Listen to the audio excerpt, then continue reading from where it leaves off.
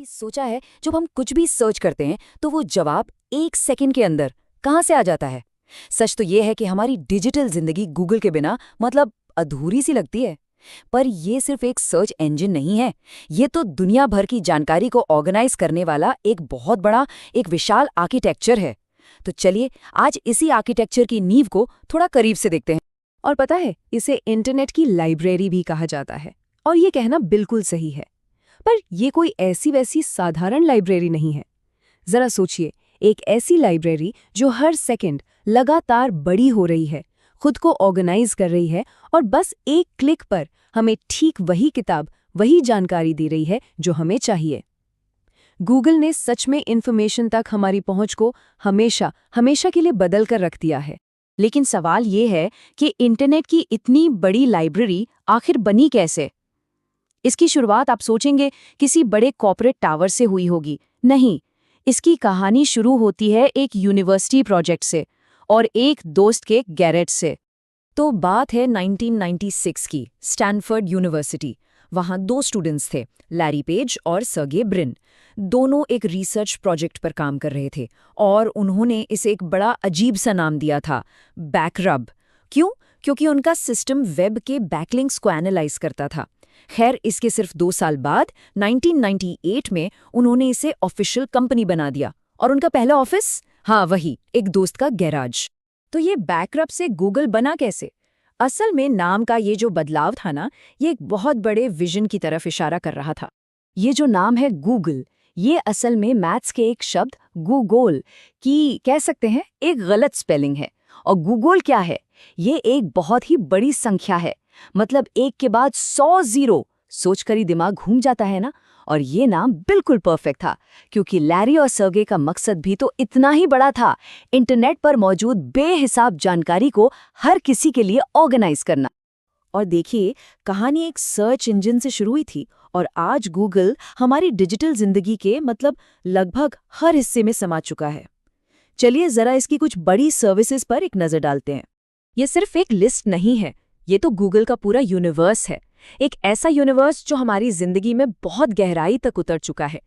देखिए, Google search तो है ही, वो तो जाहिर है, पर हमारे हाथ में जो ज्यादातर स्मार्टफोन है वो एंड्रॉइड पर चलते हैं। हम जो घंटों यूट्यूब पर वीडियो देखते हैं वो भी गूगल का है। कहीं जाना हो तो गूगल मैप्स के बिना तो सोचा भी नहीं जाता। और अब तो जेमिनी के साथ गूगल एआई के भविष्य को भी एक नई दिशा दे रहा है। सच कहूं तो ये एक ऐसा इकोसिस्टम बन गया है जिससे बचना लगभग नामुमकिन सा है।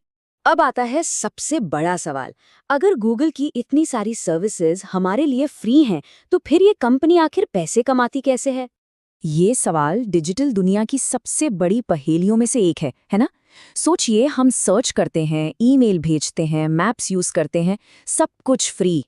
और फिर भी गूगल दुनिया की सबसे अमीर, सबसे कीमती कंपनियों में से एक है। आखिर कैसे? इसका जवाब छिपा है विज्ञापनों में, एडवर्टाइजिंग में, लेकिन शायद वैसे नहीं जैसा हम सब सोचते हैं। और इसका जवाब सच में थोड़ा चौंकाने वाला है।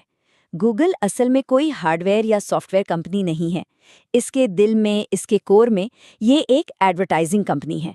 जैसा कि यहाँ साफ साफ दिख रहा है, इसकी कमाई का 80% हिस्सा सिर्फ विज्ञापनों से आता है। वो जो फ़ोन है, सब्सक्रिप्शन है, वो सब इसके मेन बिजनेस के आगे बहुत छोटे हैं। तो ये काम कैसे करता है? ये 2 तरीकों से होता है। पहला, गूगल एड्स।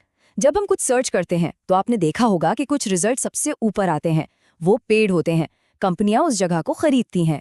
और दूसरा है एडसेंस।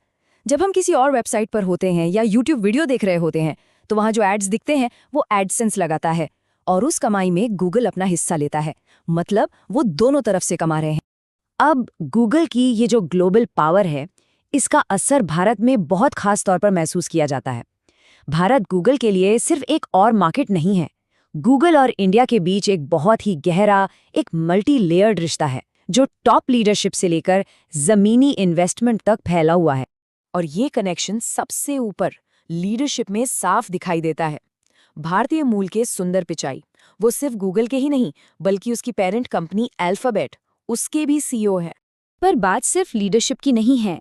गूगल इंडिया के डिजिटल फ्यूचर में अरबों खरबों डॉलर इन्वेस्ट कर रहा है।